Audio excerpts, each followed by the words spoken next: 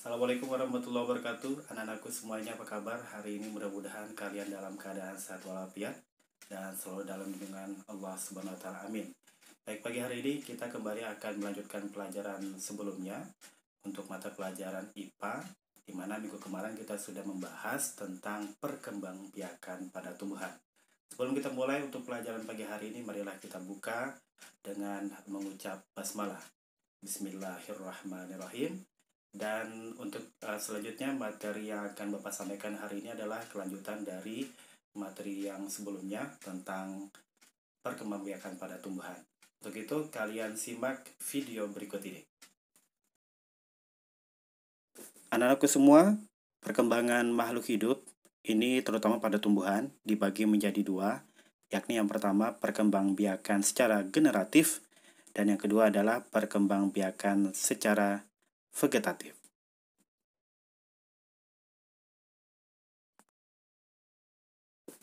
Perkembangbiakan tumbuhan secara generatif. Perkembangbiakan generatif atau diistilahkan dengan secara kawin, ini terjadi melalui proses penyerbukan dan pembuahan. Bagian tumbuhan yang digunakan untuk perkembangbiakan pada generatif adalah bunga. Silakan kalian lihat kembali gambar alat perkembangbiakan pada tumbuhan, yakni bunga, terutama bagian-bagian bunga berikut ini.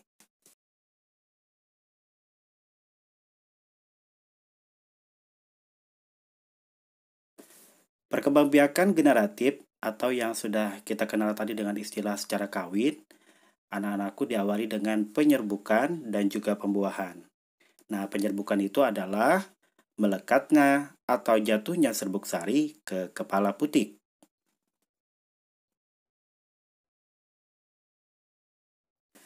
Baik, kita akan bahas mengenai proses cara penyerbukan anak-anakku semuanya. Yang pertama adalah anemogami atau melalui perantara dari angin.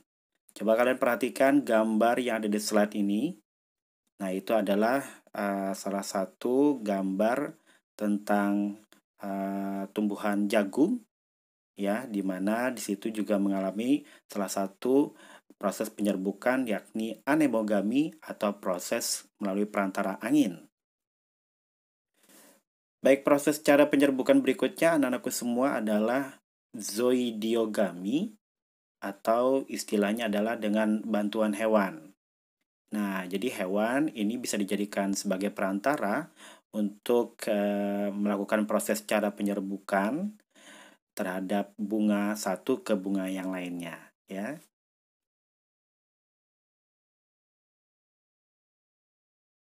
Baik, proses cara penyerbukan berikutnya adalah kali ini dengan cara hidrogami atau dengan perantara air. Kalau tadi dengan perantara hewan, sekarang dengan perantara air. Sekali lagi, proses cara penyerbukan dengan cara perantara air ini dinamakan dengan hidrogami. Proses cara penyerbukan berikutnya atau yang terakhir anak-anakku semua adalah antropogami atau proses cara penyerbukan dengan bantuan manusia. Sekali lagi, antropogami adalah proses cara penyerbukan dengan bantuan manusia. Perlu kalian ketahui anak-anakku semuanya, perkembangan secara generatif ini dapat terjadi hanya pada tumbuhan yang tentunya memiliki bunga saja. Sekali lagi, perkembangbiakan secara generatif ini terjadi pada tumbuhan yang memiliki bunga saja. Selanjutnya kita akan membahas perkembangbiakan secara vegetatif atau tidak kawin. Ini juga terbagi ke dalam dua. Yang pertama adalah vegetatif secara alami dan yang kedua adalah vegetatif secara buatan. Apa itu vegetatif secara alami dan apa itu vegetatif secara buatan?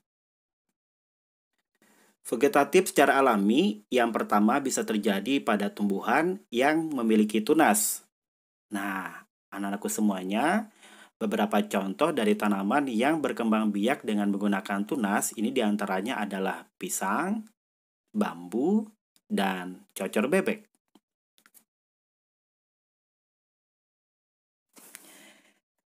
Nah, selain tunas tadi anak-anakku semuanya, vegetatif secara alami juga dapat terjadi pada umbi-umbian, seperti umbi lapis ini pada bawang merah, kemudian umbi batang pada kentang, umbi akar pada wortel, dan juga akar rizoma atau akar tinggal seperti pada tanaman kunyit, lengkuas, dan juga temulawak.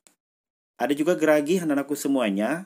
Ini adalah batang yang menjalar di atas dan juga di bawah tanah.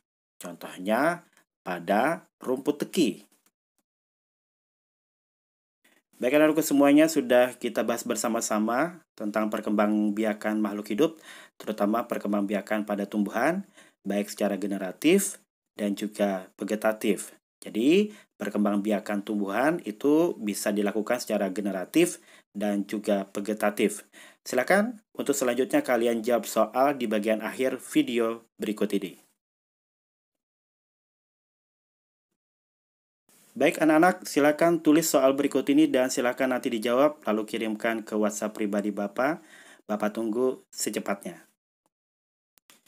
Baik anak-anakku semuanya, demikian apa yang kita bahas hari ini terkait dengan perkembangbiakan pada tumbuhan. Semoga anak-anakku semuanya sudah bisa memahami apa yang sudah kita bahas hari ini. Terima kasih untuk semuanya, kita ketemu lagi nanti di pembelajaran berikutnya. Wassalamualaikum warahmatullahi wabarakatuh.